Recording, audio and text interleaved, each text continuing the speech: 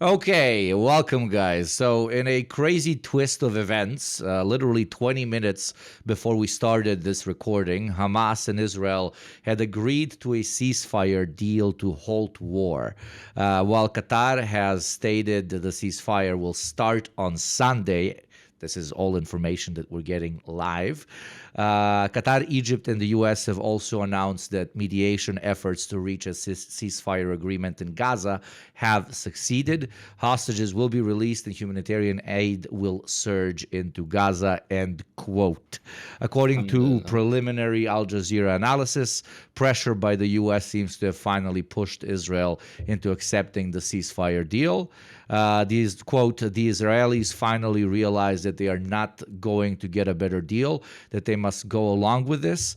American pressure finally seems to have pushed them over the edge. Now, whether this is going to mean a permanent stop in fighting is obviously yet to be seen.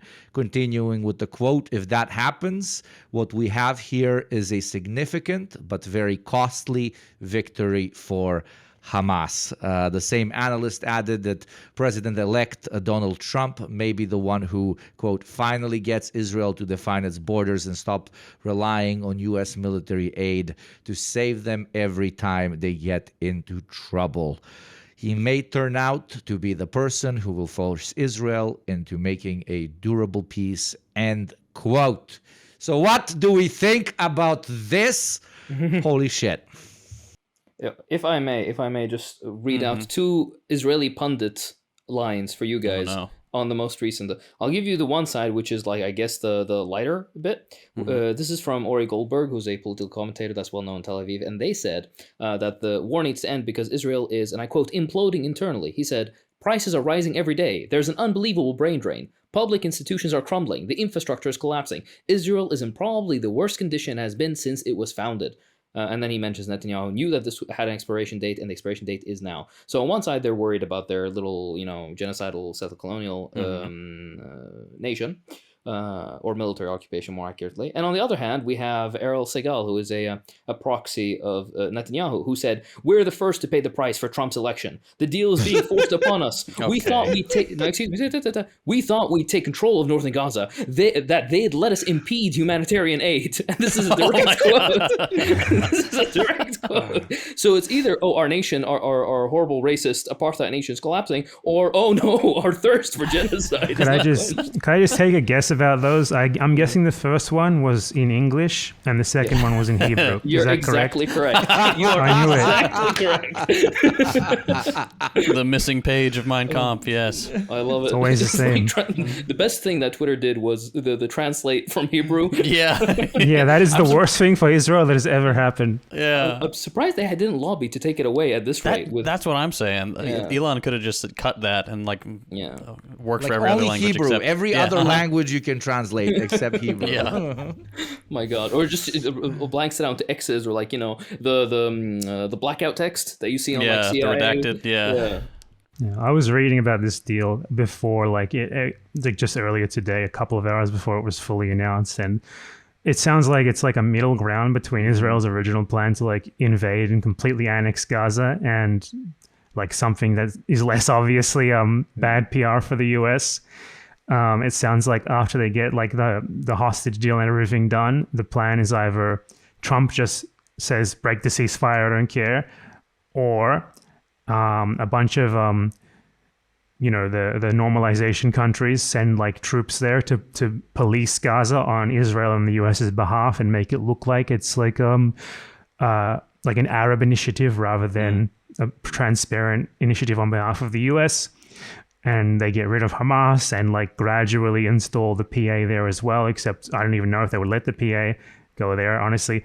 Whatever, it's basically like an occupation by proxy. Like it's an occupation, it's like a colonial police force instead of Israel doing it directly. I think it's a little needlessly pessimistic. The exact details of the deal aren't yet public. There's a lot of whispering of what could be, what it can't be. The few things that I have been reported on in Qatar and Egypt and even in American press has been the withdrawal of Israeli forces from the Philadelphia line, the withdrawal of all troops within Gaza, Basically no political requirements from Hamas. They've kind of just overlooked it, as in they're going to continue ruling and doing whatever the fuck they want, which is an implicit admission of a failure on the Israeli side. The hostage return scheme that they have, along with releasing Palestinian prisoners, is based on several stages. So it's like they're going to have a good period of peace if Israel wants to break the ceasefire, because they're doing several rounds of the hostage releases for Palestinian prisoners being released and so on and so forth. Or Palestinian hostages is much more accurately portrayed. It does look like there's still quite a bit of quibbling going on about some of the details here. Like the latest update I'm seeing is that they are kind of holding the line, like the Israelis are holding the line on issues including the Philadelphia corridor. I don't know if they're actually going to abide by that, and still bombing as far as I'm aware, like up to the last minute. So I don't know.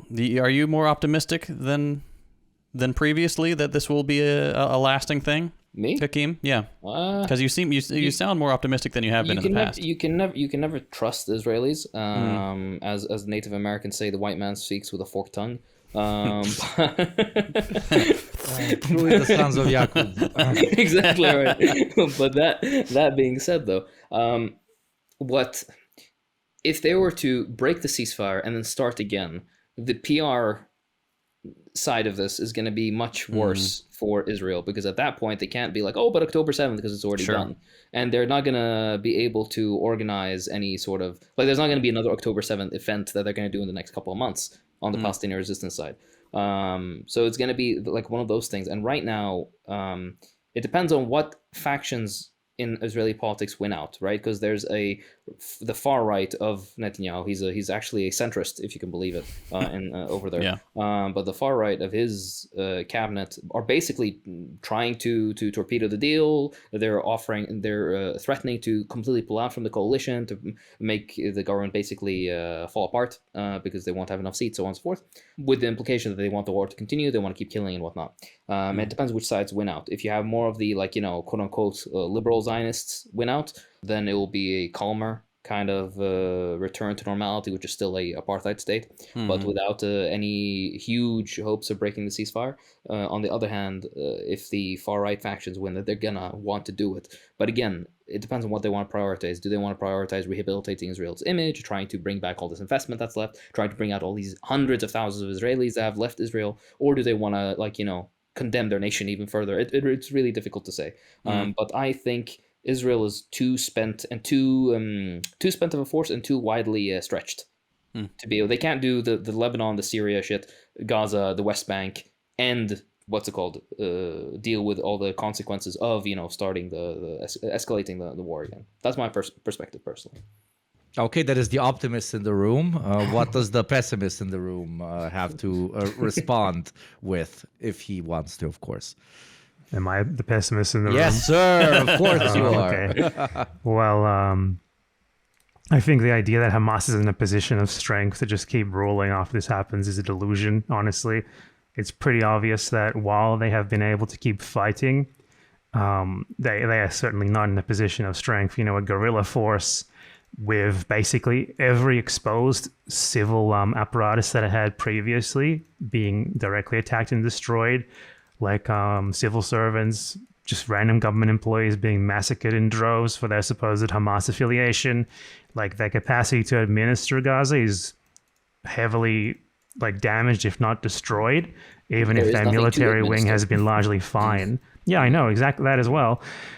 But I think there's obviously 6 weeks, they say, of this supposed ceasefire until they start, and the ceasefire will be extended if 6 weeks is enough. That's what they say.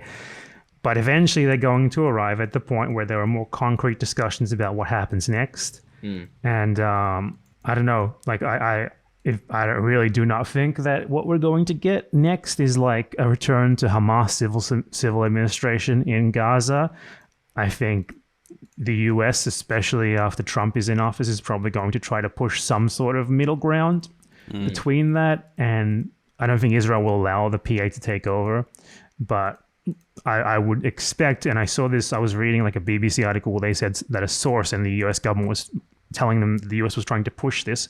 Can't find it now because the BBC is a fucking shitty outlet that like deletes their old articles as they upload new ones on the same subject. But like it sounded like what they were trying to do was, get like the Saudis, like the other Gulf monarchies and stuff like that to send troops to Gaza. Like, as I said at the beginning, to like sort of administer it on behalf of the US and Israel, or at least a middle ground between that and Palestinian direct rule.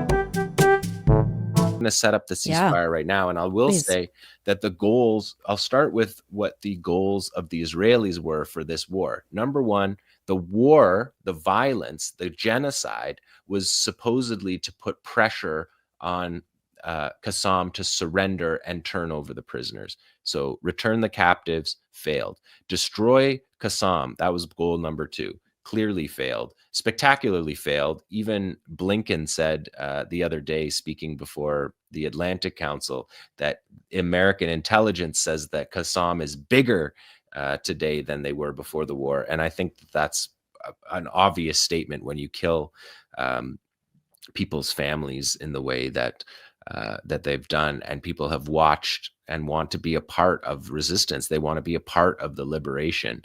I have no doubt that they're larger than they, even by the inflated numbers that the Israelis give, they're larger. So number two was to destroy Qassam. Number three was to destroy the Hamas government. That failed as well. There's still administration in the Gaza Strip. The government of Hamas is able to negotiate for a prisoner exchange. They're able to manage the environment in Gaza. The healthcare system has been reestablished. The education system is resisting. The civil defense operated throughout the war, so failure on that. And number four, that Gaza is no longer a threat to Israel. Gaza now has 70,000 tons of explosives dropped on them with a 5% dud rate. They have explosive munitions for 2 generations of war against the Israelis, and they have a population that is enraged and believes that they can win wars. They believe they can blow through the border, attack Israeli military bases, withstand the genocide that the rich Western world backed against their tiny enclave, and they came out the other side. So failure on all the Israeli goals of the war. Only time will tell, I guess. Here, our audience can decide between these both pretty relatively decently argumented perspectives, but only time will tell. But what time will not tell is that the content must be produced and questions must be asked, and the episode must begin formally.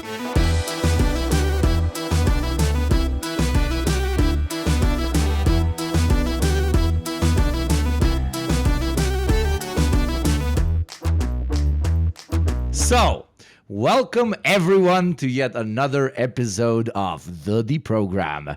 Today we have a returning guest joining us from the sunny beaches of Argentina. He's known in the wider community sunny as the beaches. Where have you been? In South America, it's all sunny. I will die on this hill, okay? He's no. By the way, my dad just returned from South America. You better not go into like an Argentine beach sea. Like you better not bathe your feet in there because they're gonna get fucking dirty immediately, and it's so cold you'll die. It's a river. It's not an ocean.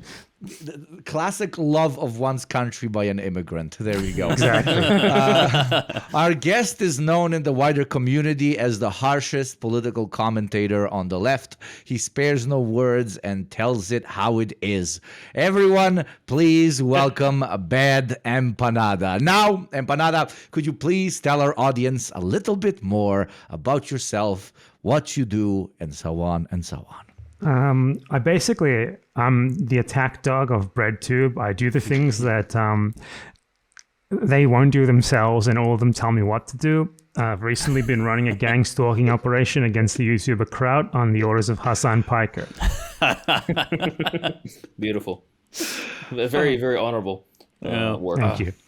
Thank you, absolutely, for your service. I mean, even the online left needs an 8 NKVD, and I think this gentleman is the exact definition. Yeah, just in case people are watching this in the future, I'm like right after this, I'm going to upload my video about Crowd's whole thing.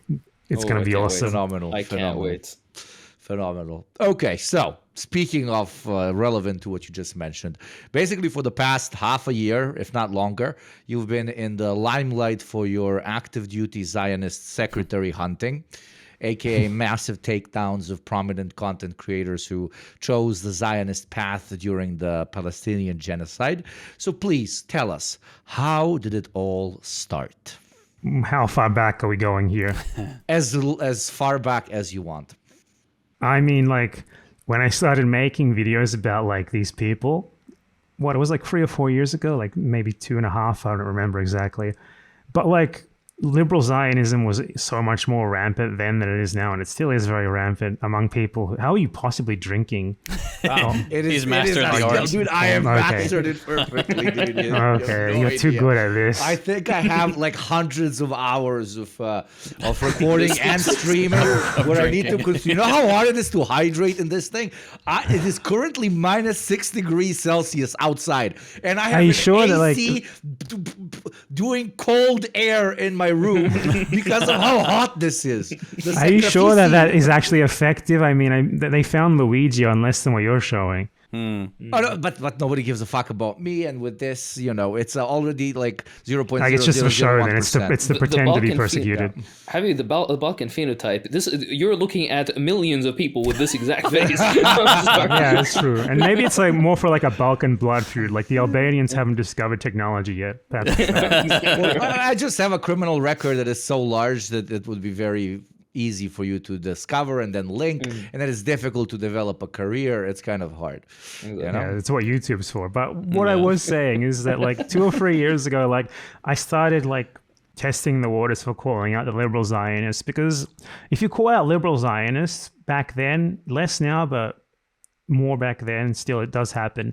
People like get so pissed at you because they don't understand that what liberal Zionism is, that it's still bad, that it's still anti-Palestinian, that it's still ultimately advocating for the continuation of a system that can't be allowed to continue. So like I started doing that, and obviously it got me into the bad graces of a bunch of people who I'm happy to be in the bad graces of, and hopefully help some others to realize that they were being duped for the longest time, like a couple of years.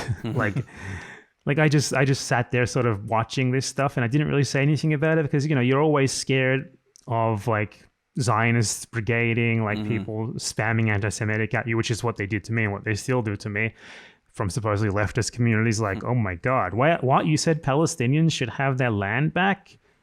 Why do you want to genocide all the Jews? That's literally a talking point they used for years. They still do. But, I just saw that sort of thing, and I wasn't going to just sit there and let them do it. I did sit there and let them do it for like a year or two, and then I just said, okay, fuck, I'm going to start making videos about this. And then with the Gaza genocide, a lot of those people who previously pretended to be like empathetic moderates who were pro-Palestinian, but who also saw the humanity and the Israelis who just so happened to massacre them every two years, they turned out to be Zionists who just support Israel as they always had. And I started, it became a lot easier to call them out. It's a lot easier to call someone out when they're not just doing like wishy-washy fake humanitarian liberalism, and they're just outright saying, well, have you considered that toddler might have been a Hamas militant? Oh my God, yeah. And I know this is a hard one, but who's your favorite digital Zionist warrior, and why? And by favorite, I mean the most annoying. Though if you want, you can have multiple categories, like those with the most convoluted arguments, those who are just fucking idiots, those that might be just misguided. But give me a few of your favorite characters in this game of clown. I'm trying to think like of one, but like a lot of them, like they don't even have names for me. Like they just like a Twitter avatar, or like not even that, like an amalgamation, because they just spam the same stuff. Alan Dershowitz is a really good one, but he's not really digital, is he? He's more of the most. I don't think he knows how to use a computer. I'm trying to think of like a favorite, like, I guess like the funniest one, like the most ridiculous one was Aristocracy, like the anime avatar. Oh yeah. Empathetic Israeli who I just remember that cared era, about and all like sides. respectfully, because I do respect your It work, was a no long matter how time much ago. you make fun of me. But that whole era, I was like, new Empanada video. Let me see him absolutely annihilate someone, and then it's like him annihilating a anime avatar person, Yes. and I'm like, what the fuck is going? This is too niche. What the fuck? I can't believe that people watch that shit, man. love I it. like the shit that passes for like serious political commentary. It's fucking hilarious. I feel like a lot of people just watch people because like of who they say they are. Like, I'm an Israeli. Oh, I gotta see your. No, I mean, if I see someone who's like, I'm an Israeli, I'm like, I'm next video. I'm not reading the rest of that. But I mean, I can't, like, there's just so many of them. The thing is with Zionists is they're so generic. They don't really like stand out. Like they all say the same shit. They all sort of blend together. So to say that I had a favorite one would be implying that some of them have ever distinguished themselves, and that's just not the case. Who's the biggest meme? Who's the one that if you want a good laugh, or you just want to be thoroughly disappointed? Same principle, like, who? My favorite clip of yours, you've been on a roll, by the way. Fantastic work, genuinely. But my favorite clip recently was the one where they're talking about, what was H3H3? I forget their fucking names. Oh, he's a really funny one. I actually Ethan, forgot him. Yeah, that's really funny. Ethan and Hila. And when they're talking about, X person's okay or Y person's okay from Netanyahu's cabinet. And they're all the biggest fucking war criminals. Yeah, and then after that, like, he spent like 5 days posting articles on his Instagram story trying to explain how... Well, actually, Yoav Gallant isn't that bad. You know, he might be denounced by even like the fucking like Europe aligned ICC and all that. You know, he's like one of the 2 people in all of Israel who they chose to be the most responsible for the Gaza genocide. They singled him out specifically. But also, didn't you know that after he's like, we've killed enough of them now, guys. Let's stop. Oh, thanks. I guess he is a good guy after all then. And then they're also like, well, relative to other people in the Israeli government, he is moderate. He is centrist. He's not that bad. And neither of them stopped to think and ask, what does that say about this Israel country that we defend if that was true? Yeah. By the way, hold on. He put out a statement on this proposed ceasefire that may or may not go through now. That's in the news. He said, and I'm going to paraphrase, but essentially what he said was, I do not agree with the ceasefire, and I think the fighting should go on, but I will not torpedo this deal. I will not torpedo this deal. He's like, how would he torpedo the deal? He doesn't have any official position. He was fired 2 months ago. He's like tweaking on Ozempic, exactly right. I think what he means is that he's not going to try to pull strings through his political connections to make sure that the deal doesn't happen. He's still very influential, even if he doesn't have a position in the government. But it's funny how he's like, I will let the ceasefire happen. Like, I'm not going to get in its way. What a guy. But I disagree with this, and I think the genocide should continue. Yeah, it's like it's funny how fluid he is. Like he's a good guy. He's an anti-war voice, and then even Netanyahu agrees to a ceasefire, and he's like, no, actually, more dead babies now. Yeah, didn't age well, did it? That defense of him. Exactly. It did not. What would you, since we're talking about, liberal, I'm a good guy, actually, creators, what kind of arguments do they tend to use in support of Zionism, and how should we, as a, wider political movement, counter them? So, yeah, what kind the of arguments that they have are very simple. It's, but they're Jewish, they are like magic. Are you anti-Semitic? You think that Jewish people shouldn't be allowed to do bad things? And the way that you deal with that, deal with that is like, you just like, you laugh in their face and you walk away. Honestly, no, they are that insane. The things that they say, it's usually okay. My personal experience is that it's all bad faith, and I don't know if they are really so ignorant and stupid that they believe this nonsense, or they just rehearsed into these talking points like the Hasbara type people. But it's usually incredibly easily debunked nonsense. Like the Arabs came, like, oh, Israel greened the desert, and then the Arabs came, which is objectively not true under any this is not a claim you can even make. It's so outrageous that to even make it, you're silenced by the sheer level of stupidity, right? Isn't it the type of like what you? Yeah, isn't it what you're raised on is borderline impossible to shove out of your head, in the that's like primary school education, etc., and then that shares. Mm-hmm. You have intellect to create. Right, yeah.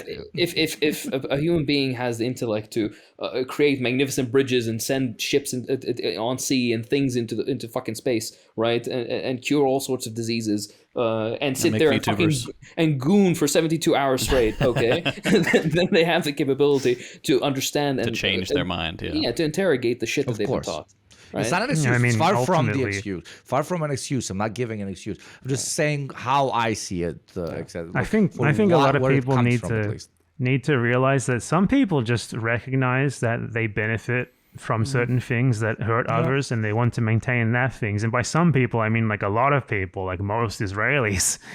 Like people are like, well, what do you expect? They were indoctrinated. Like, okay, like the average like gangbanger is indoctrinated like age 14 to join the gang and start killing people. Are we going to absolve them of murder then? Of course. I mean, I certainly would. Gangbangers, do whatever you want. I support you 100%. But, I'm just saying, like, by the standards of like your average liberal Israel supporter, that, like, that's not an excuse. It doesn't matter if you're like groomed into the gang when you were 14 years old. It doesn't absolve you of like, murdering 2 people 10 years later. But, for the poor little Israeli soldier who joined the military because he was indoctrinated about how evil Palestinians are, we need to forgive him, and he needs to be rehabilitated, and he needs to be made into a friend. This is like the argument they make for Gila Klein, the raider of Ramallah. Exactly right. Yeah, no, it's true. I mean, that's the whole point about like ideology, when not questioned, continues to flow. But the moment it actually becomes ideology is when it is questioned, and yet you choose to allow it to continue to flow. Blah blah blah.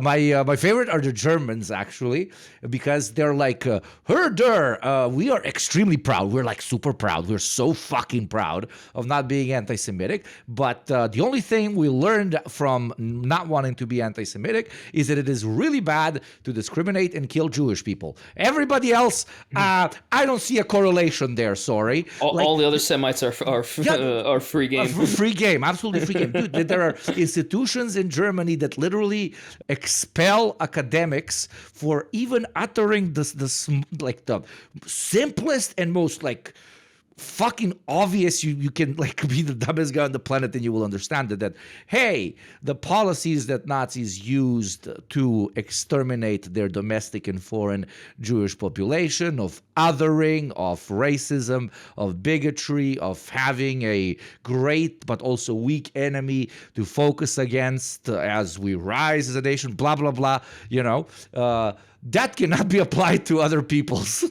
That is just like, that specifically can only apply to Jews, and not to agree with that would make you anti-Semitic. So the Germans are OGs of what we're seeing kind of spread around both digitally, but in the US recently, et cetera, et cetera. And I'm absolutely fascinated by the incredible niche of, hey, I beat my wife every month. And then they came and they arrested me and they said, yo, it is bad to beat your wife. So I stopped beating my wife. But other women on the street, fuck that shit. Free game. Like that's the logic, basically. Yeah, I mean, and a lot of the arguments that are like, oh, we should absolve these people because they were indoctrinated or whatever. It's like, how convenient that they were indoctrinated into something that benefits them greatly. No. Like, how do you have this excuse that you're indoctrinated and you can't look past it while you're like living in someone else's house and just not questioning that indoctrination just so happens to benefit you to an amazing degree. And it also happens to put you into a position where you have like great material, wealth and relatively very high living standard that puts you in a place where you could very easily question it if you wanted to, yet you're not responsible for anything apparently, because when you were 14 years old, they told you the Nakba didn't happen, so that's the end of it. Yeah. So yeah, this is for the everyday Zionist denizen, whatever this is supposed to mean. But people that have made it a part of their actual profession to share the great wisdom of Zionist mentality, aka kind of like these digital creators that we've been talking about. Do you think like most of these people are in it for the money, or are there any actual true believers? Well, a lot of people are certainly in it for the money. Like I've in the video that I am releasing literally today, there's a part about like how sort of clandestinely, but not really, Zionists and other right wingers pay people or at least give them incentives to do what they do. Like, I mean, Drew Pablo is a good example. He used to pretend to be like a left-wing China critic. He used to post about how Netanyahu likes to kill babies. Suddenly starts getting money from a right-wing millionaire, Simon Fenwick. And like, oh, look, suddenly now he's extremely pro-Israel. Oh, I wonder where that happened. I can't figure it out. Yeah. And, you know, they obviously recruited him because being anti-China, they agree with that. And they saw someone who basically, you know, was a jobless loser who they could mold to their end. And they did so, you know. So there's certainly that aspect. And then, but there is a lot of people who are just or who at least see supporting Israel as part of their ideology. They just do it for free. Yeah, I think to an extent there is a contingent of people for whom the fact that they make money off it kind of makes them become true believers, in the same way that neoliberalism kind of spread from the wealthy who benefited most from it. So you had these economists, Friedman, Hayek, whoever, who pitched their idea. They were very clear. Neoliberalism is our ideology. This is the name we made for it. Thatcher, Reagan, take it, run with it, spread it to the Americans. And so you have billionaires who are benefiting from this, and the media class propagates it and stuff. And eventually they start distancing themselves from the word neoliberal. Say, oh, this is just a slur. This is used to dismiss any argument. So you have people who are adherents to this ideology that has become like an invisible non-ideology that they benefit from. So it's both at the same time. You have true believers who believe, because they are making money from this ideology that they have adopted, you kind of get both. It's their ideology is correct because it is making them money and they are winning. Therefore, it's correct. Therefore, it's correct. Yeah, and it's also extremely safe, isn't it? You just, yes, you know, there's no risk in being pro-Israel. There is risk in being anti-Israel. So massive. Yeah, like, you know, the people who always pretend to be like the truth tellers, like you know, the pro-Western truth tellers. They're like, man, I'm pro-Ukraine, I'm pro-Israel, I'm pro whatever the U.S. supports. It's like, oh yeah, you're so like, they paint themselves as being so brave. They're anti-authoritarian, anti-dictatorship, when they literally have like the least rebellious positions in the entire world, but they desperately want to. They want to be the underdogs. Yeah, yeah. I'm rebellious. My favorite people are the cops and my boss. That's ironically exactly the category that we actually talk about the least, to an extent. Because, okay, now we're talking about, like, you know, unhinged Zionists and people that have, like, put a lot of their quote-unquote street cred into supporting Israel. But there's a lot of people even on our side of the aisle that, you know, talk about progressive politics, class-conscious politics, et cetera, that for the last year and a half have made literally absolutely nothing in relation to the genocide of the Palestinian people, which, as Empanada said, it's extremely safe just not to. Why would I risk it? But I don't know if I'm being extremist here, but I mean, it's very safe to make a video about like the leftist ideology of like the Disney movie, and it's not very safe to make a video about how Israel massacres children, because what are you going to do when you lose like 2,000 subscribers because they're pro-Israel, and they were really offended that you told them how they shouldn't kill babies. Yeah, I've been thinking about that a bit recently. It's like, I think we're at the point now where we need to make a really clear distinction, like who is on the team, right? Like if you're not willing to stand up and say about the clearest example of genocide in modern history that this is bad, I am against this, you should be against this too, then what good are you? Like that's the frustrating part. We don't have time to beat around the bush anymore. It's a really good check off if you're just LARPing this thing and doing it for the money. Like, well, it is just really revealing a lot of the people who are just like pseudo-intellectual wankery versus the people who actually at least have some legitimate interest in politics. So what do you think the audience of the previously talked about Zionist warrior is actually like? Like the Western Zionist that's either both siding with this whole thing, or but actually in Zionism. You've been in their head far longer than most of us. So please kind of help us understand the rot that attracts them like moths to flame. I would say a lot of it is just like it's the default position. It's just a part of a lot of people's default belief system. It's not really anything special, you know. It's like, but then you have like generally like if you look at like the U.S. audience, like the Democrats, Republicans, both pro-Israel, and that's the mainstream.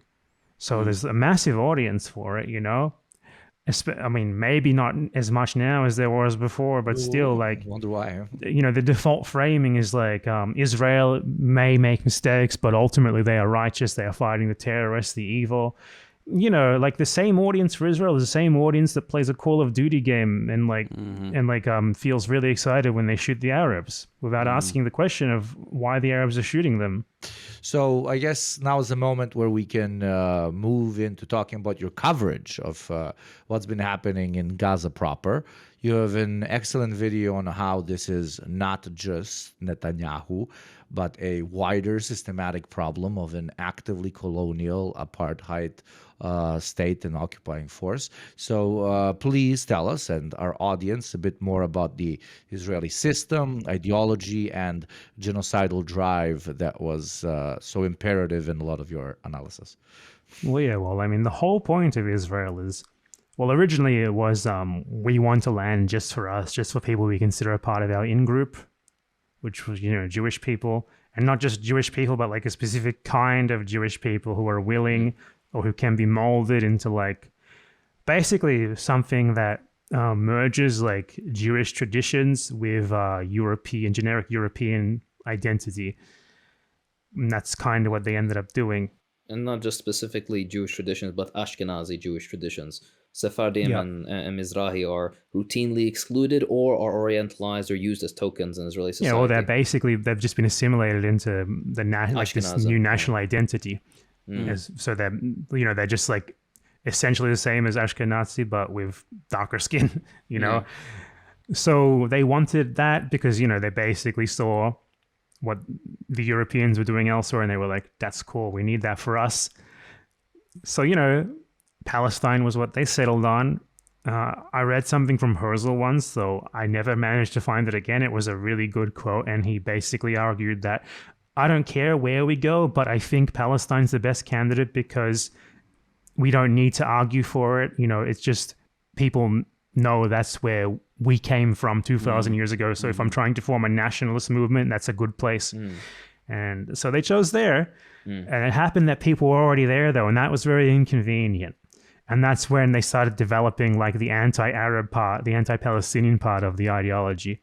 And Israel moved from just being a place only for us to like as much Jewish or their idea of Jewish as possible and as little Arab as possible. And that's basically the mantra of Israel: more Jewish, less Arab. You know, get rid of as many of them as we can, get rid of as much of their culture, as much of like any semblance of their existence as we can, and make this place, mold this place into what we want it to be. So obviously, you know, that's a system that exists for one group of people, like the in-group, people accepted among the in-group, and at the expense of the other group of people. That's not something that you can just fix by like, you know, passing a law to give people equal rights. It's something that's way more deeply ingrained. And I think the fact that like 93% or something like that of Israelis thought that Israel was using like the right amount or like or not enough firepower in Gaza is very demonstrative of that. Because at the core, this is a group of people, Israelis, who understand that ultimately what is done to the Palestinians is for them, by them. And, you know, if they want to keep what they have, that's what they need to do, because otherwise they might have to compromise and they might lose something to the people who they stole it from. Can't have that. they might lose their subsidies, which are both like in blood, like paid in blood, stealing Palestinian land and homes. Yeah, and, what and happens if like the guy who I stole my house from gets it back? Exactly right. The Israeli government might have to build me an apartment somewhere else. But also like to be like as like ultimate giga luxury enjoyer champagne socialist enters chat, like what kind of fucking like mega privilege are we talking about? Like very large chance you have to go and spend a very large part of your fucking life in the army. There's a chance you get fucking blown up or stabbed in certain places. You have to sell your fucking soul because you deep down know that you live in a colonizing apartheid state. I'm sorry, you don't have the right mentality. There's so many other places where I can get so much more without a chance of getting blown the fuck up. Have you seen the videos they have so much fun in the army? Like for them, it's like the funnest thing in the world. Like, I'm sorry, you're too normal to understand this. You're not Israeli. It's true, yeah. There's a certain like not to pull out this card, but the only one who's experienced American imperialism aside from Baby Hugo, but I mean maybe I don't know. I can't speak for you, Empanada, but the depravity of imperialism is such that they really don't see the people they're policing or oppressing as human beings. They see them less than animals. I would think that, I mean, of course, in the entire idea of Amalek and whatnot, they want to destroy, you cut down even the trees and kill the goats and shit, for the Israeli example, I mean. But with the American example, something that stood out to me is that they were so much nicer to dogs, like random stray dogs. They were so nice to them. And I remember always feeling so weird. And that kind of like it put the seed in me of like, what is it with white people liking animals more than like human? Like they'll step over a homeless person, but they're going to be like, oh my gosh, these poor dogs, poor strays. Right. The other day, like I saw a post from like a YouTuber who's like progressive or whatever, makes progressive sort of videos, and he was like arguing about veganism. You know, I do think veganism is right, but then like, you know, I checked, I was like, I never thought about this about him before, and I was like, I just checked what he had posted since the Gaza genocide began. No, he'd never said anything about it. Oh, okay, well, you know, he's got time to argue about the chickens, but I guess the Palestinian babies aren't that important. No. And that's kind of the thing about Israelis, and something that we'll never understand because we'll never reach that level of depravity. It's impossible. It's not because Israelis are inbuilt to be like this. It's the system that creates them to be such. And they lack the courage. And there's too much privilege in accepting the status quo and internalizing and reproducing the supposed racial superiority, the system of complete dispossession of the Palestinians, so on and so forth. The reason they can carry all this stuff out is the worst thing about them is not that they will feel bad about genociding. It's that they might face consequences. And these consequences come in two ways. Either they end up with PTSD and they're pissing themselves and become alcoholics and shit like that, like we've seen with Israeli soldiers recently, and fuck them. You don't need to bleep this. That is what should happen. That's number one. And number two, it's these ones who start crying because they went to Brazil and then all of a sudden they were almost arrested for war crimes, as they should be. Which, by the way, they film themselves when they're on their little joyrides carrying out genocide. They tag themselves, put it on their open public Instagram account. That's just remarkable to me. Like the lack of foresight. And I guess that just comes from the sense that they are untouchable because historically they have been. But I think as well, a lot of people talk about like how I hate the Michael Brooks quote, "Be kind to people, be ruthless to systems," because who's the system for? Who maintains the system? At least in the case of Israel, like in other countries, you can argue that there's a much smaller group of people who control the system, who it's actually for. But in Israel, it really is just for an ethnic group from the top down. Like it's more for, like, you know, it's obviously more for like white Jews than Arab Jews, but still it's ultimately for an ethnic group and they're the ones who maintain it. You know, people say Israel is the only democracy in the Middle East, and that's true in a way, because it's a democracy for the one ethnic group who it's for, actually, for real. And look who they vote for. That's all you need to see. Exactly right. It goes without saying in the entire political landscape. The furthest left you're going to go in Israeli politics, that are still like, you know, in Israel, like, you know, acceptable to Israelis, is, hey, you know what, maybe we should genocide them a little bit slower. The genocide of Palestinians a little slower. If they go further left than that, then they break with the Israeli identity entirely, and then you see these incredibly heroic people who end up leaving Israel, and they kind of divorce their Jewish identity from the concept of Israel, which they've been so thoroughly indoctrinated into. They relinquish their citizenships, and then also you have people who are abroad, Jews who live in North America or Europe or other parts of the world, who specifically reject Israel and this idea of Israel, what it should be, and what Israel is carrying out. The not in my name type of thing, like, dude, don't make this a Jewish thing. This is a racial supremacist thing, right? It is anti-Semitic to even claim that what Israel is doing is Jewishness or I think it is kind of interesting, though, how for a lot of people, including on the left, like, they seem to think the way to fight Israel is to, like, okay, guys, let's get more Jewish people on our side than theirs. And then we can say, look, we have more Jews who think Israel is bad, or go, Israel is bad. What would it mean if you couldn't get, like, more, though? Would that mean that it's good? I don't know. That's, I think, what I was saying earlier. Like, it's Jewish. It's special. Okay, that's ultimately like what it is. Like, Israel has like Israeli propaganda, especially lately, now that they can't really appeal to like the pretend material arguments they used to make that were actually based on things aside from just we're Jewish.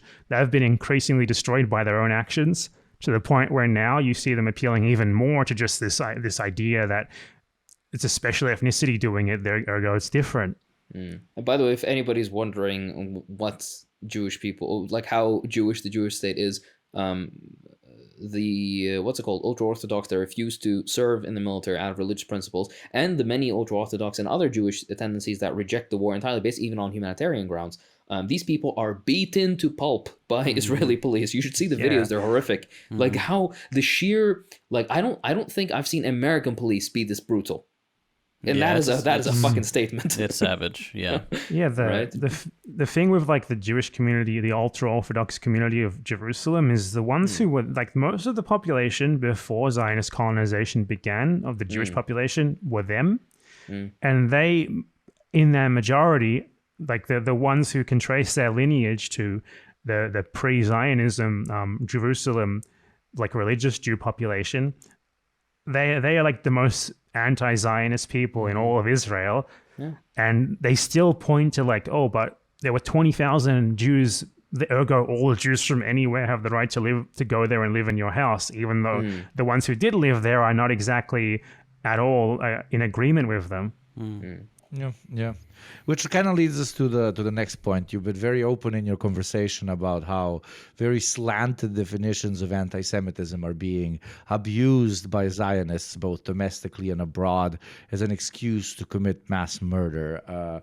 You've touched on what that looks like, but and even like to an extent the question I'm going to ask, but I guess you can phrase it again if you wish to do so. Why does it work so well? It works well because there's like an entire apparatus of like social punishment against you if you don't pretend that what they say is anti-Semitism is anti-Semitism. That's basically it. From the top down to the governments to like Zionist advocacy groups to like college campuses who are all like in bed with both of those.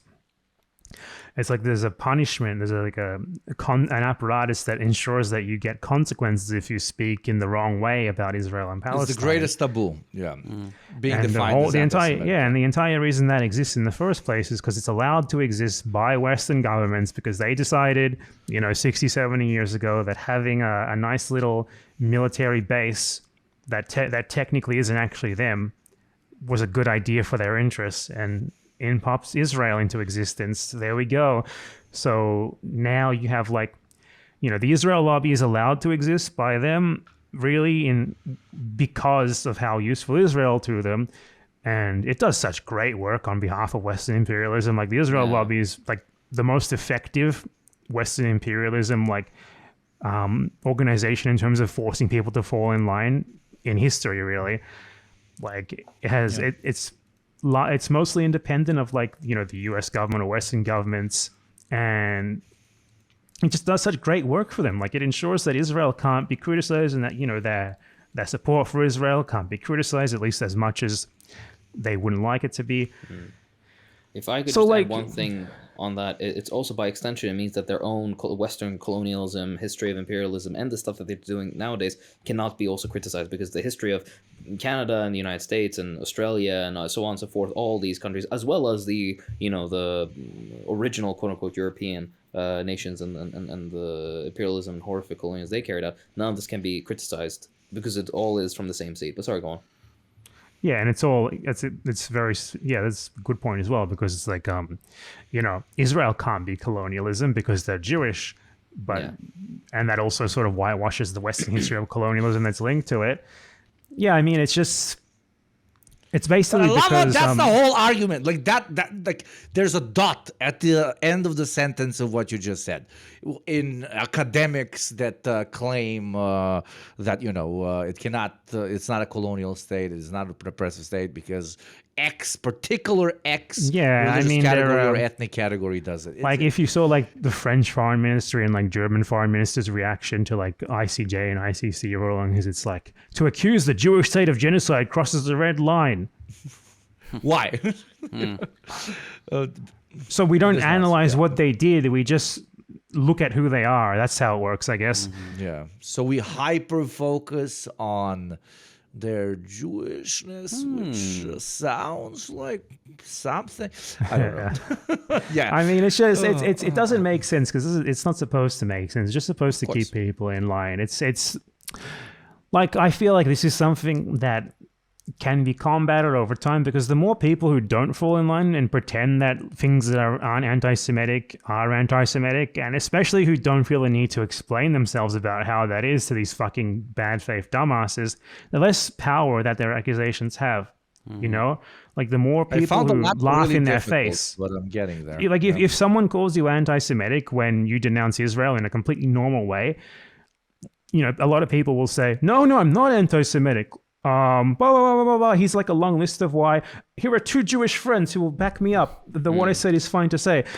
What you should do, though, is you laugh at them and you keep walking, and you find other people who will do that as well, and you just band together over time, and you get more and more people on your side until this shit loses its power.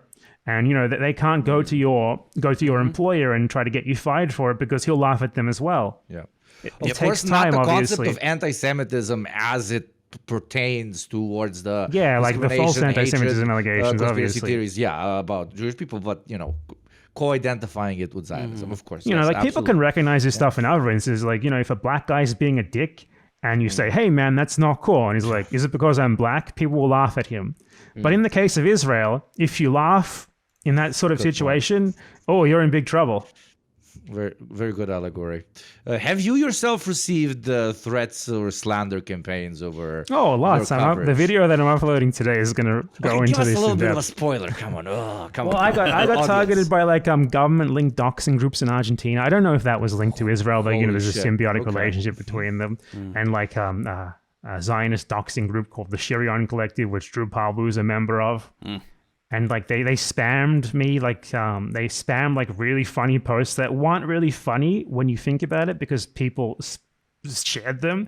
That was like, Bad Empanada, convicted pedophile, guilty of raping children. And the evidence for this was, the evidence they attached to it was like a tweet from Infrared Has, who went on a meltdown, like tweeting about me like 3 years ago because I said that he doesn't know how many holes a woman has.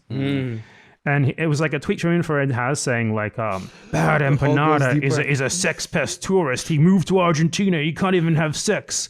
And there's like 4 random pictures of me that he got attached to it. And that was the first piece of evidence that this post that they all shared had of me being like a convicted criminal. Empanada is a sex pest tourist who can't have sex. I mean, it's Infrared Has. He just, I appreciated it until someone picked it up and like, I mean, that's how it works. Okay, no, don't question it. So that was the evidence of my horrible convicted, the crimes that I was convicted for, that I fled to Argentina to flee in Australia. The second piece of evidence was my Australian business registration number. And I guess like the people saw that and they were like, when you Google, you just Google it. Name, you Google it. It's right there. It's like, it's not secret. But like okay, like I think the idea was like they posted that screenshot. And by the way, they posted a screenshot where you could clearly see it was the logo of like the Australian Business Registrar website. Right there with the number. And I guess they were like, okay, people are really dumb. They'll think this is like a sex offender registration number. What? And then there was another one. You'll never get this. It was my Argentine business registration number. Like 3 screenshots, and literally none of them related to the claim. And it got like 2,000 retweets. Wow. What the fuck? On such a low effort thing. That's incredible. Yeah, it's just like someone making shit up and attaching random screenshots and botting like, it up as well. So I'm making like the video that I'm going into today is going to go into that. But like this like ended up with like thousands of like far right losers spamming me, calling me a pedophile, people saying we're going to come to your house and kill you, people doxing me and stuff. What actually ended up happening wasn't much because I figured out pretty early these people don't go outside, so they're not going to go to my house. So I wasn't really worried in the end. There was one person who like went to a place where he thought that I lived and screamed, but I didn't live there. You went there, was it the scream or the yell? Scream? Yeah, just yell. No, the only reason why I know this is because they were sending packages of like Israeli flags to the places where they thought I lived. Oh, free And one of the people who this was Spending their addressed own to, money. Chinese Googled economy me. go up. Yeah, one of the people who this was addressed to Googled me and found my email on my YouTube. And he's like, hey, why do I keep getting packages addressed to you? Do you want to come pick them up? And I did pick them up and I gave them to the police as evidence. So, Oh, wow. Phenomenal. But okay, so now we are rummaging through the streets of sunny, fuck you all, Argentina. And before we bring today's absolutely wonderful conversation to a slow wrap, let's get a few updates on good old Argentina since you've last been here. Give us 2024 recap of life under Milei for general Argentinians, of course, and for yourself. Except for somebody apart from that, well, the 2024 $100s recap of Israeli flags. Yeah.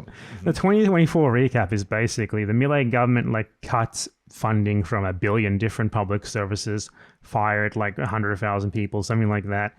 Wow. From like government jobs, while they're like militants or rather activists, I guess you call them in English. Like their supporters spam celebrating it. Like every time someone gets fired, they celebrate it. Losers. Patriotism. That's patriotism. Yeah. My fellow right now, Argentinians suffering. Like the English language Milei. media. Yeah, the English language media is sort of gloating about how good they are because of things like them achieving zero deficit or whatever. And you notice they never actually go into measures of quality of life. It's always like zero deficit. Like, who gives a shit about deficit? The most successful countries in the world all operate at deficit. Like, what the fuck? Also, are you it's easy talking about? to have no deficit when you're not spending any fucking when you cut everything. Oh, don't worry. They are actually spending money. They're spending money on propping up the peso artificially to make it look like things are better than they actually are. So there's that. Like a lot of people are saying, oh, inflation has gone down. Inflation has gone down, but the thing is, the price in dollars in Argentina has gone up so fucking much. Like last year, you need like something like $300, $400 a month for a single person. They have measures of this. It's called like the basic basket that they use officially to measure this. Now it's like $1,200. Jeez. The average wage has increased in terms of dollars, but prices have continued to go up in ways that outpace the wages. Like it's an incredibly peculiar situation. I've seen speculation from like right-wing economists even that the government is artificially overvaluing the peso in order to be able to say that people's wages in dollars are going up. And before, like, the way that things would work under the previous governments, which were very bad still, they were terrible, but inflation went up very rapidly. However, wages rose more or less in line with inflation. So real wages remain the same. Now real wages have fallen.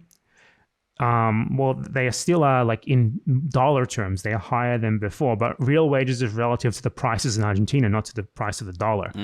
So real wages like have fallen. So people are spending more of their salary on like, basic stuff in general, even though their wage has technically risen in brute term, in like gross terms. So number go up, stuff go down. And one of the only reasons why the wage has even risen in gross terms is because the peso is just suddenly not moving.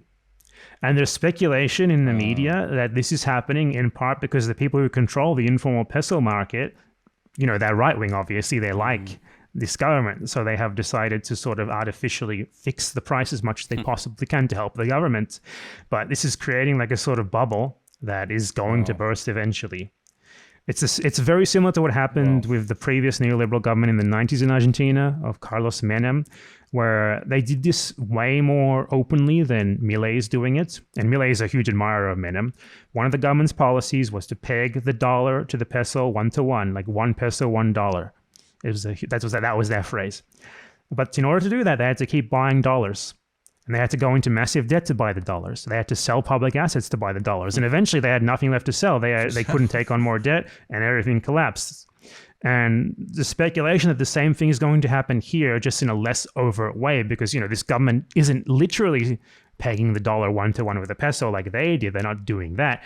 But the peso is extremely overvalued. It should be devaluing over time, maybe not as much as before, but at least in some way. And they are privatizing stuff. They are firing people. But what they're doing to compensate for all of that stuff is they are printing money at an even more exponentially higher rate than the previous government. Like in gross terms, they are printing more pesos than the previous government did, while the peso is more valuable than before as well. So they are printing even more in real terms, while claiming to be like a government that is fighting inflation. That they claim that Milei's motto was inflation is a monetary phenomenon, which means stop printing money, inflation goes down. He's printing more money than they ever did before. So it is very clear overall that's what you have is like it's a rather generic neoliberal government. Neoliberals print money just like anyone else, obviously. They spend money. They spend public money, just not on the things that help people. They spend public money on contracts with private companies or the cops, stuff like that. Yeah. So it's like a libertarian is doing all these things that others haven't done before. No, he's doing very generic shock treatment with what he views as non-essential public services that are actually extremely essential being cut, while he is greatly militarizing both the military. I mean, militarizing the military sounds weird, but previously the Argentine military was kept intentionally as a joke so that it couldn't do a coup again. And he's changing that. No justification whatsoever, by the way. The way they justify this is they post videos on social media, look at how cool our new tanks are. And no one, and they follow them and it's this is why I voted for them. And no one's like, what is the tank for? What would Argentina? Why would Argentina ever go to war? And they never connect the dots. And it's they go to war against us. They go to war against the people. That's why. So we spend he's okay with spending money on that sort of shit in the end. That's exactly that's what I wanted to ask you. Is you being incredibly smart YouTuber, politics man, a representation of the wider Argentinian population's understanding of what is going on, or is kind of the split of his supporters / those who do not still continue? His popularity hasn't been great, but it's still better than the previous president. So interesting. It doesn't really mean that much. But, there's also, you can't trust polls in Argentina. They say vastly different things. Most polls are contracted by biased newspapers or by political parties themselves, because they go specifically to consulting firms who will do what they want or get the results they want. You can't trust these people. They don't release their methodology. They don't tell you what they actually did. It just, here are the numbers. Believe them. Yeah. So I don't really know. I don't really think that is that indicative of anything. But overall, real wages have dropped. Inflation has gone down while the dollar is stagnant. And that is totally different to before, where inflation and the dollar were more or less pegged. As inflation went up, the peso went down. And now the dollar and the peso are the same, while inflation continues to rise slower than before, but it's still rising. And that's creating a situation where Argentina is incredibly expensive to live. The only situation where this is good is if you want to travel. If you're Argentine, you want to travel, you can do it more than before because your currency is worth more. Yeah. But if you live in Argentina, you go to the store, you're paying 40% more than you did a year ago relative to your salary. So, a lot of people still are saying, well, we still have to wait and see. Oh, I can be poorer now. Trust Milei the plan, will trust the deliver plan. later. Push Z. Oh, wait, that's a different That's what neoliberals always say. Yeah. They always say, like, guys, you have to tighten the belt now, and later we'll benefit. And turns out who benefits in the end is that, wealth gets, the percentage of national wealth gets redistributed to a certain class of people, and you lose your percentage. Absolutely. Beautifully put. And I think that is a very, very good point for us to end our Hangout session today. This episode will come out 2 days after it has been recorded. Thank you, Empanada, very much for joining us. Could you please do another shout out on where people can find you? Obviously, all the links will be in the description. Now, you can find me on my YouTube channel. It is Bad Empanada. And my second YouTube channel is called Bad Empanada Live, and that's where I operate my gang stalking operations primarily. No Twitter. Come on, for those who do not know, he is the closest to what you could be. He is the closest to what I would define as a terrorist on the internet. that is his Twitter experience. Don't worry, I am the Twitter. Can't you VPN that shit? Can't you find something like? But for you to get your followers, Twitter is a shithole anyway. Why would you want to be there? I don't know. I literally do not use it anymore. Like Twitter is like once a week, but I probably don't use it anymore. You know why, Empanada?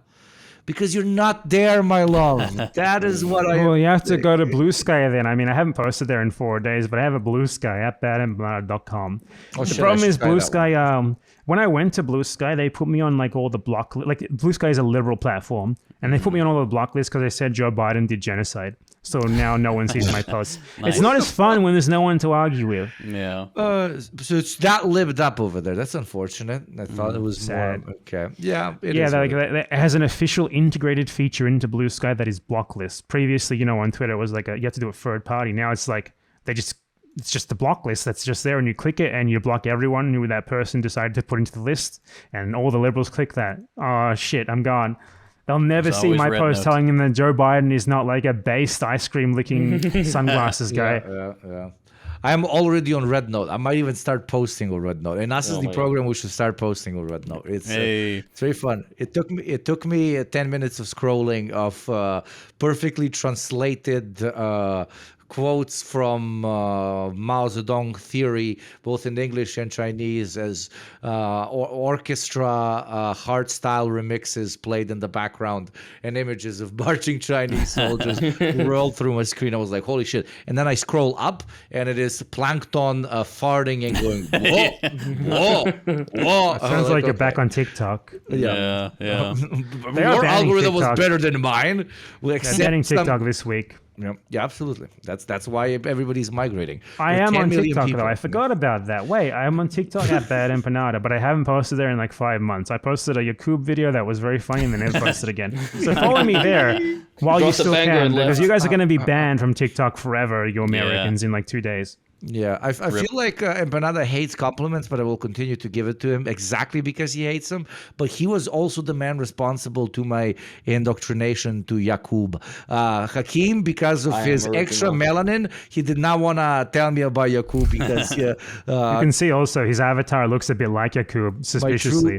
Yeah, I would unlock my true energies of what was it? What do white people have? Forehead maxing. Technology. But then I learned about him and I tried, and I only did like 50% technology because I'm Slavic. We're kind of like in between. That's why we all work for JT at the end of the day. He's like, but look at him. He's like technology. Look at my forehead. I'm hiding it. Anyways, let's not spam up our audience. Everybody, please go check out Bad Empanada stuff in the link below. His new video is literally going to be out for only 1 day when this comes out on Patreon. So everybody go and check it out. With that being said, thank you to all our wonderful patrons without whom none of this would have been possible. If you would like to support the show, please do consider becoming a patron and getting a shit ton of bonuses, like 2 exclusive episodes a month, every single episode 1 week early, access to the Discord channel, hangout sessions with us, etc., etc. We're basically giving this shit out for free. And with that being said, this has been the Deprogram. I'm Yugopnik.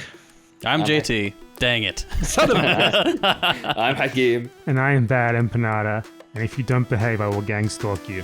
There we go. Let's go.